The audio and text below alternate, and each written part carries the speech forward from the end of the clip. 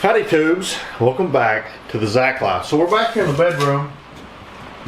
The next step is to build all these cabinet doors. This one in the drawers. I determined what I'm going to do is I'm going to use these concealed hinges. I'll show you in just a second. They're up in the front. That you can't see them. They go inside the door or whatever. And I'm going to hinge them up. I think that the hinges will be stout enough that they'll hold the door open. I'm not completely for sure. It won't be a big deal if they don't. But I'm going to build these. They'll overlap. The hinge has a, I can't remember what they call it. It's designed so that the door overhangs the frame 3/4 of an inch. So it'll overhang 3/4 of an inch at the top, and the sides and the bottom will be 1/2 inch. So all this measure, my openings here 9. This is 9 plus 3/4 plus 1/2 is 10 1/4. The width is 12 1/2 plus 1/2 plus 1/2 is 13 1/2. So 10 1/4 by 13 1/2 doors. Going to build this one as well. This will be a small closet. I don't know if I said. I'm going to have a curtain rod that runs through here, and you can hang a few shirts and put some junk in here, a couple of drawers, etc. Let's do it. Sorry about the rain. I hope you can hear me. So I'm going to build these doors in a little bit unconventional way, and then I'm going to use pocket hole screws. Now from the back side, this makes the doors much uglier, but I think that it makes them much stronger. And so I've got me a makeshift stop set up on my fence here. The vertical pieces are 10 1/4. We already determined that. I'm going to hack all these out. I need, there's 5 doors. I guess I need 10 of them. This should make quick work of this.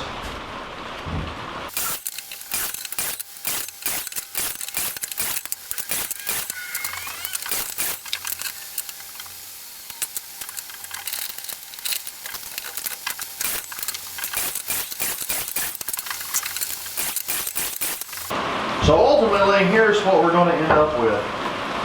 So I'm going to take my Craig jig and drill pocket holes in the horizontal pieces. The reason being is, in my opinion, it's stouter to screw into the long grain of the wood than into the end grain, into the side instead of the end.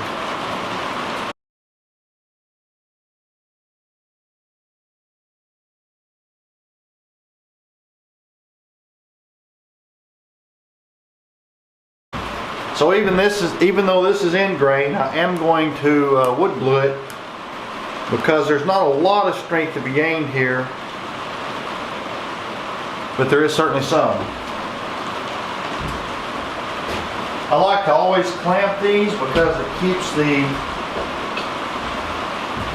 keeps the joints straight in this direction. It won't be high or low.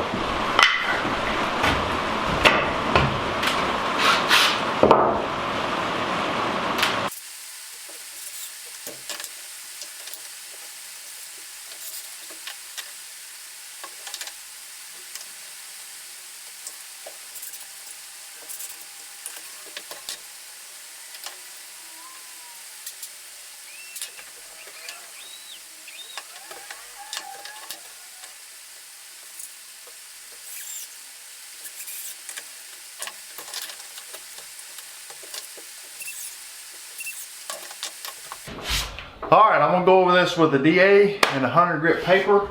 I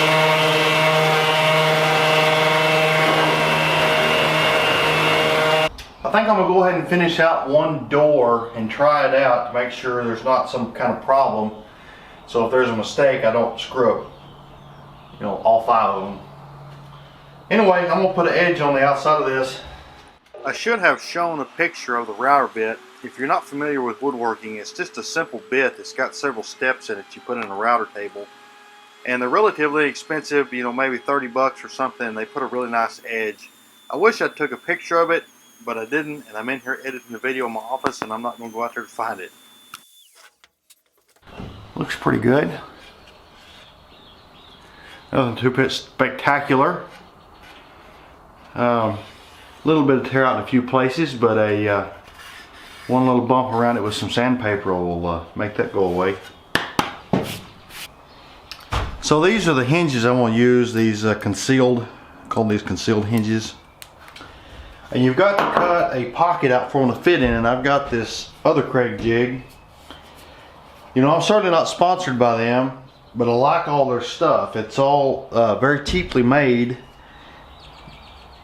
but well engineered. What I mean by is, you know, like they've got this real heavy duty piece of plastic that probably just cost them, you know, a little bit of nothing to make, but it's well thought out and works well. I like stuff like that.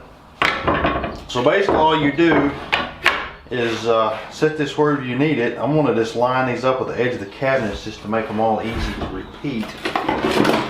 There's a couple of small little pilot holes, and you take a 1/16 drill bit. Make sure you don't drill all the way through the face of your cabinet, but you'll use those marks in a minute to line the screws up. Anyway, then this little bit snaps in here.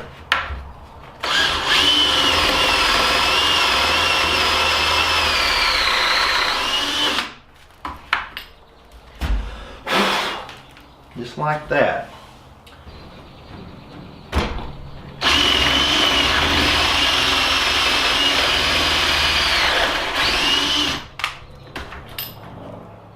So I've changed router bits here. This bit just simply cuts a squared off groove out of the back. I'll show you in just a second for the inner panel. Just like that.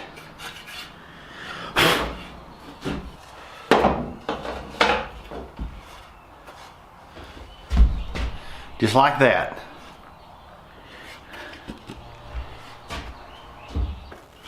So the next thing, before I actually put the centerpiece in, I'm going to go all over this with some 220 and knock all the sharp corners off. Not because I don't like sharp corners, but because you'll have the roughness of where it was cut, the tear out, and if you'll knock just the a slight chamfer, you will make it much smoother, much more appealing to the eye. Alright, I'm going to take some glue.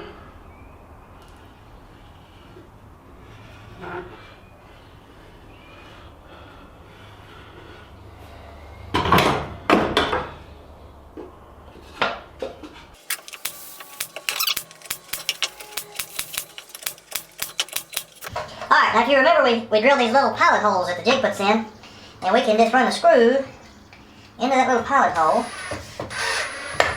and that'll perfectly square up.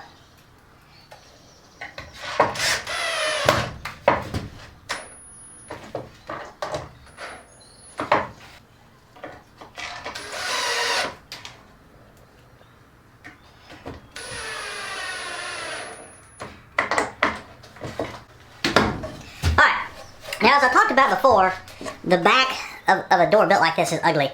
You can build a piece of trim to put in here, but I don't really think that makes it look any better. On the one we put glass in, we'll have to have that. Of course, the front of the door looks great, but the back looks very rough. But instead of doing the tongue and groove, where this piece sits inside a groove cut out in the door, there's not really a way to put fasteners in it. And in my opinion, it makes these doors extremely stout. Like, you know, like I tried to twist this thing, and it's pretty robust, which is what you need in a motorhome. Okay, so these hinges have got, let's see if we can get focused in here and take a look. So the screw goes through the middle here, and as you can see, it's slotted. So after you install this, it gives you the ability to move the door left and right, you know, significant amount, probably 3/16 or more. Then you've got a couple of other adjustments here. One moves the door away from the cabinet face, and the other one moves, I've forgotten, I don't remember. But anyway, to mount these is very simple because you've got all that adjustment. And all you have to do, you probably can't see here, but I've taken a tape measure and made a small mark. I didn't want to put a heavy one because, you know, it's already painted. A 1/2 inch from this outside lip. And so all you basically do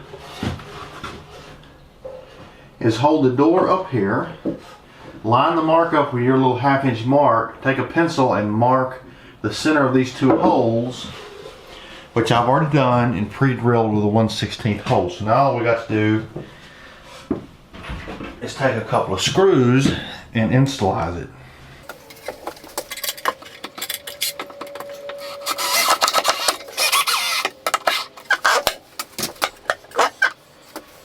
The door looks a little bit crooked, but you can adjust it, and it's actually dragging, so it needs to be adjusted out.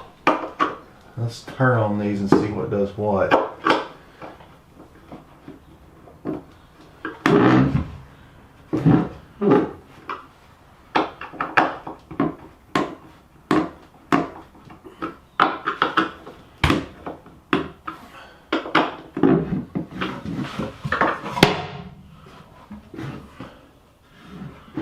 Well, unfortunately, the hinges aren't strong enough to hold it open, but it's not that big a deal. So at this point, I have got the other 4 doors put together. They're squares, and here you can see me. I'm putting together the larger door. I've already got the pieces cut out, and then we get down there on the router and router out the center little ledge that the center panel goes in, and then put the outer edge on all the doors. And then I spent a significant amount of time going over them with a sander and some sandpaper to clean them up, get them ready for paint and ready for assembly.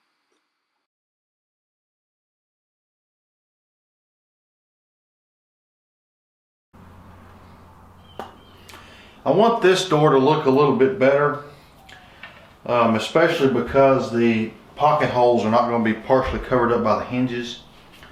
I'm going to go ahead and I've got some Craig, made by Craig. You can buy them, the little wood plugs that go in these pocket holes. These are easy and handy.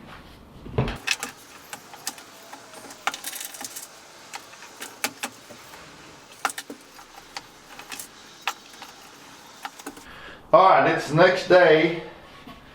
I'm going to take these little wood plugs down. I'm just going to take a plane. It should be able to get this pretty well with a plane.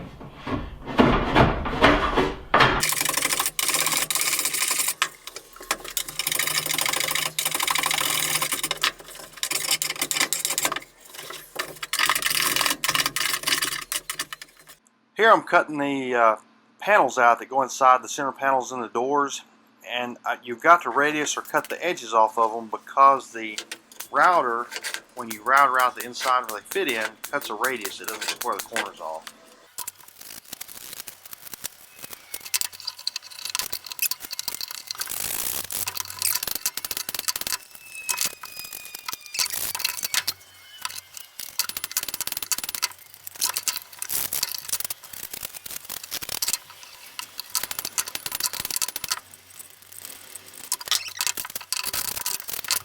So here I'm going through and putting all the pockets in that the hinges will fit into with the Craig jig. And then after that, I'm going to go through and cut the actual wood out that's going to be the faces of the drawers. And I'll make all this make sense in a minute, but I'm going to cut the faces out, put them on the router table, run the same router bit around to put the same edge as all the doors. Then I'm going to haul all this stuff outside and paint it. And I'm not going to show that. The video's getting long, and we've all seen me paint. While the paint's drying and while I'm putting multiple coats on, I'm going to come back in here and start actually building the actual drawers themselves. Alright, so the cutout for my drawers back there in the cabinet is 15 inches wide horizontally, and the top 2 drawers are 5 inches tall, the hole is 5 inches tall, and the bottom's 12.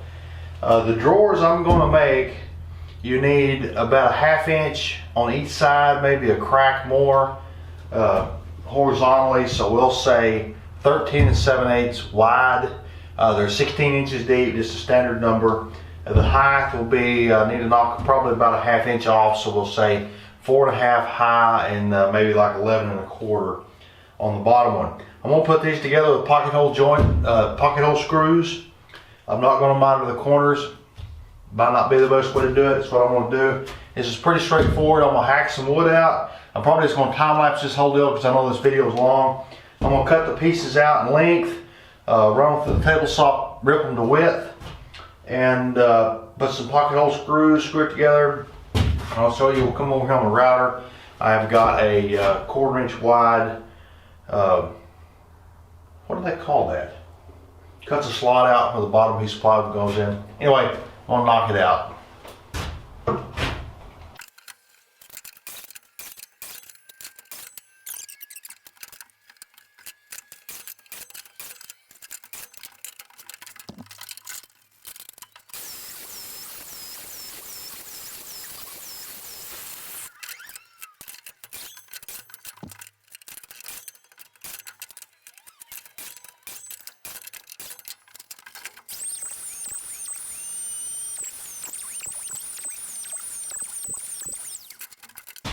So the router cuts a nice little groove, 1/4 inch groove. The plywood will go in. These effectively will go like, actually like that. I'm going to put a couple pocket hole screws in these. I'm going to build the front and 2 sides of all the cabinets, and we'll slide the plywood in, then we'll put the back on.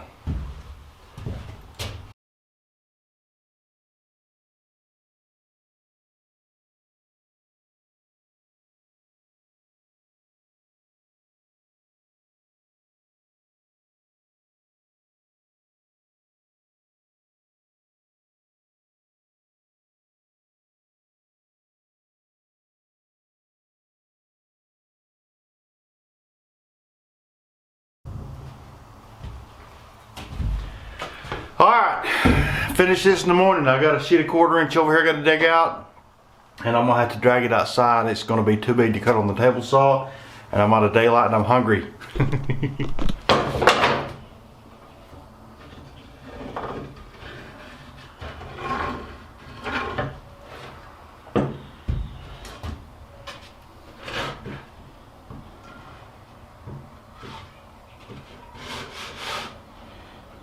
Oh yeah.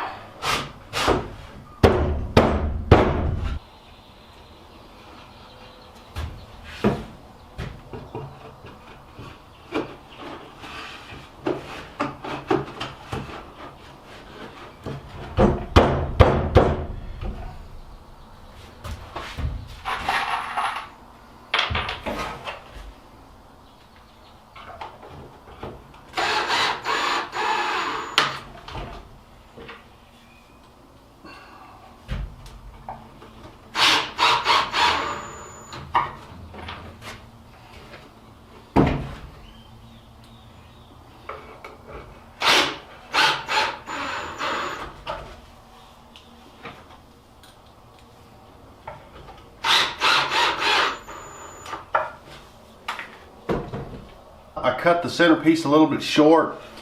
It actually ended up a little bit shorter. Either these are a little bit long or it was a little bit short than I wanted.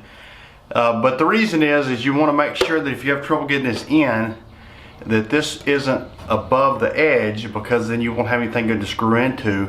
And also, if you leave these a little bit long, depending on what stops the cabinet, these may hit the wall. And you want to hit the wall with these and not with this, because you'll crack or split or something this. So this one looks really good as far as the top being flush, except there's one here that's just a little bit high. This is higher than this, and that's really easy to fix with a plane. I already did the other night, the camera timed out. You can just take your plane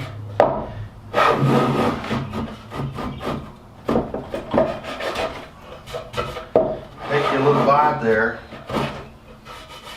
You want to make sure not go over the other edge, because you'll split or chuck this other chunk of wood.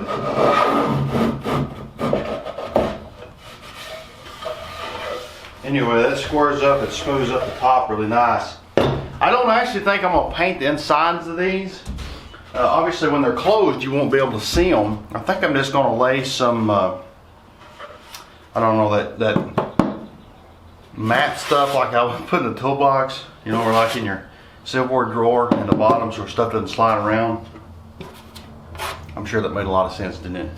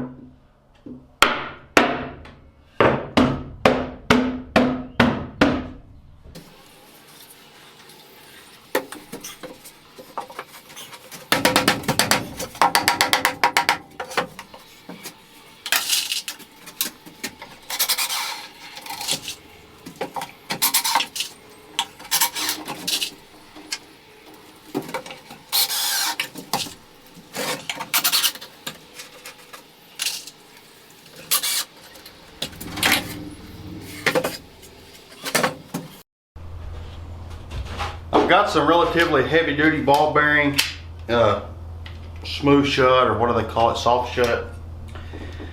So I'm going to go through and make some marks here at roughly the center. I think I'll just scribe a line down.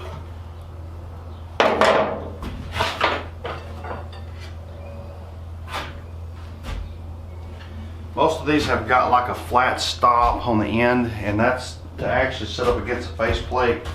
So you want it even.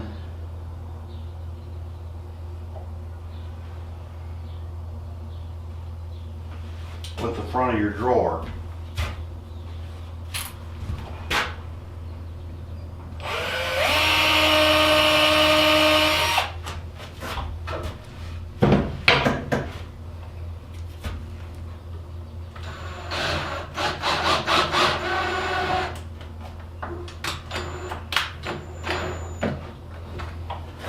Alright, so these screw into the frame. There's a hole in this piece right here. It goes right in here. Then this thing slides on the end and screws to the back of the cabinet, and the slack is taken up by how this will move. I'm going to pre-drill it.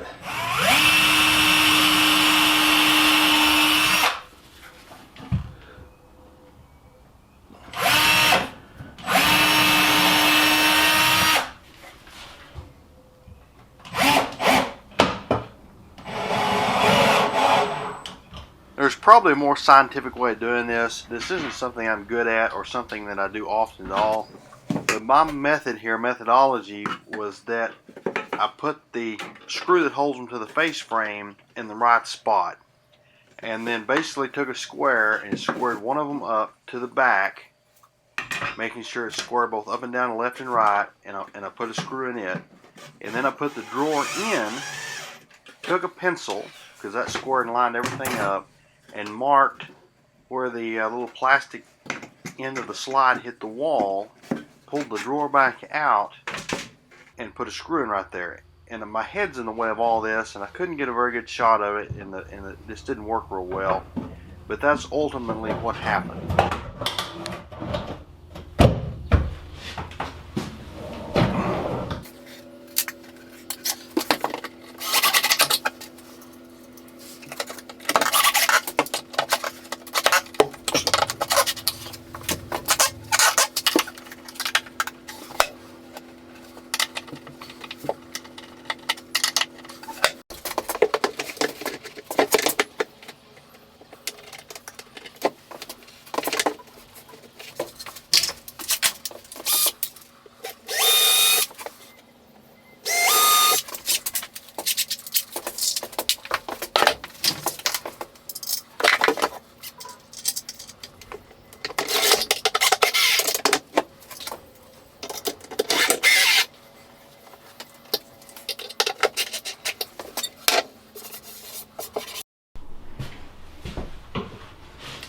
Alright, so I've already drilled the faceplate for the hardware. I've got the holes drilled in it. Now how I'm going to do this is I'm just going to straight up eyeball this, because it should be the same width and height as the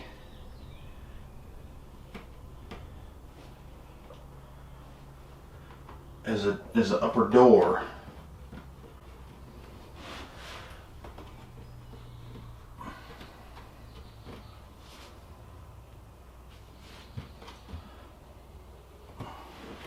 Does that look straight?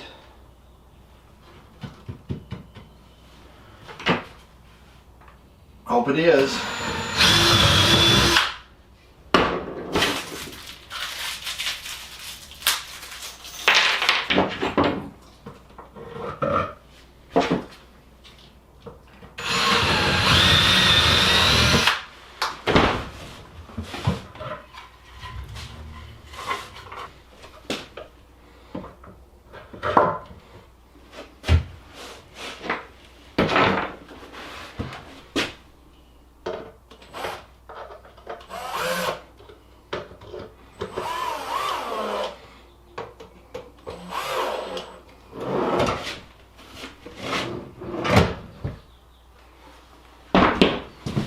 What do you think about that? Now this actually should give me a little bit of adjustment. Not that much. Make sure it's exactly how I want it.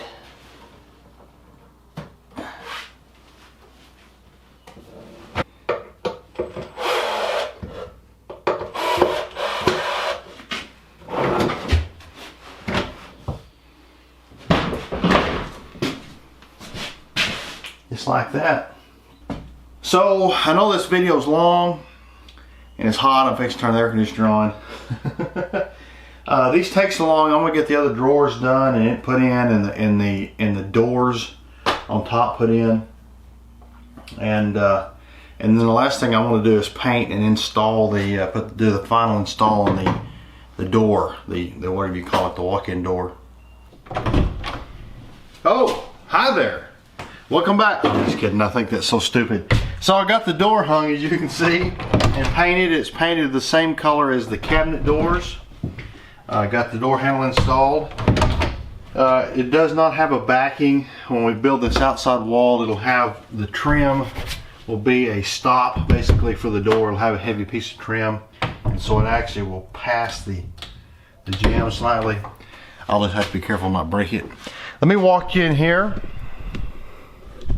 show you what we got.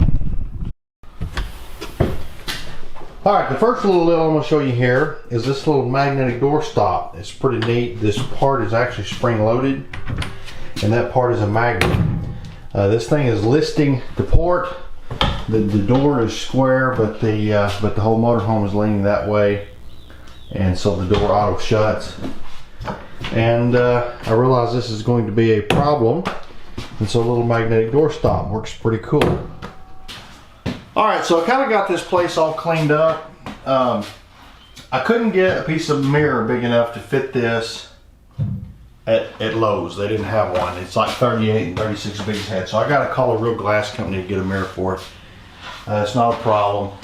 The drawers came out really nice. When you see the drawers, yeah, I need to put some contact paper or something in them to kind of dress them up. But they're great. I like them. I may have already said, but I plan on making this kind of a closet. I'm going to put a rod through here where you hang clothes on. And my original idea, which I think will work, is you could put stuff in here that you don't want to clutter your other closet up with. You can sort of use that other one every day. We might end up flip-flopping that, but my idea was you could cram a bunch of coats and maybe use some things that you would use in the bathroom, you know, like towels and that kind of stuff, sort of here, and your actual closet, you know, would be in there. Plan on putting, I got power right behind this wall. I got a snake and get the wire out. I plan on putting a couple of lights underneath here. Neither of us watch TV, and I know if you watch TV, you simply turn the lights off. But these lights are they're very intense. I like the light, you know, when you look across the room, you know, you're not looking up at them. They light up very good. You know, they're on a dimmer. You can really crank them up.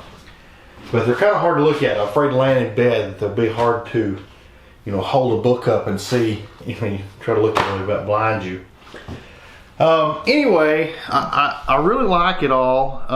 I like the colors. You know, initially I kind of had some, I wasn't too big on the colors, but I really like the white, the almost white, and the gray, and then the wood floor doesn't really match anything, but I don't think it has to.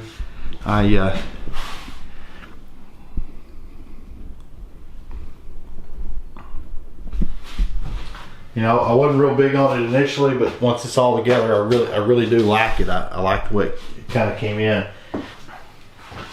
Down here by the bed, I'm going to have a really thin mattress. I think I've explained that, like a memory foam. I found something that really as thin as 6 inches, and supposedly they're still pretty comfortable. But a thin mattress, and I plan on when I have the countertops made to put a piece of countertop here. I'm not sure how good that'll look, but to build a cantilevered night table, if you would, and put some, you know, I got a plug right under it on purpose, you know, some like USB outlets in it or on it or glued under it or something, you know, to charge your phone.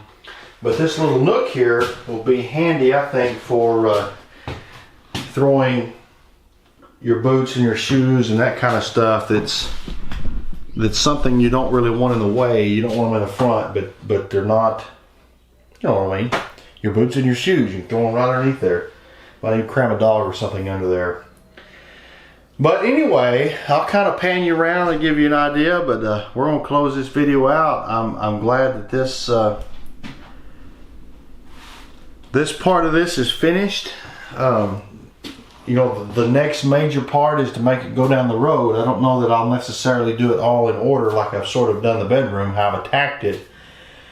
But moving forward, my main goal is to make this thing where I can drive it. And so the next few videos I sort of already started working on. I think there's going to be 3 or 4 kind of in a series or whatever, like I do these, or I don't know. But anyway, there's going to be several that's going to tackle the main systems of the truck, like the air system and the, you know, the electrical. And I got to put exhaust on it. It's all hacked off. I'm not sure when to do that.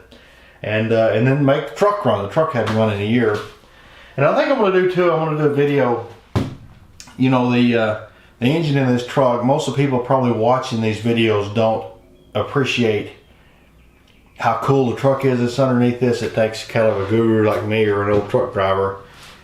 But I'd like to talk about sort of the legacy of the engines in the truck and why they are so cool, why they mean so much to some people, or why, that's not the right way to put that, but why they're so bigger than life, larger than life, you know, why they're so cool. Why I wanted it specifically. I guess that's what I should have said. Why I wanted the truck. But anyway, I'm done rambling. Appreciate y'all watching. We will catch you next time outside, and probably get our hands greasy. So catch y'all on the next one.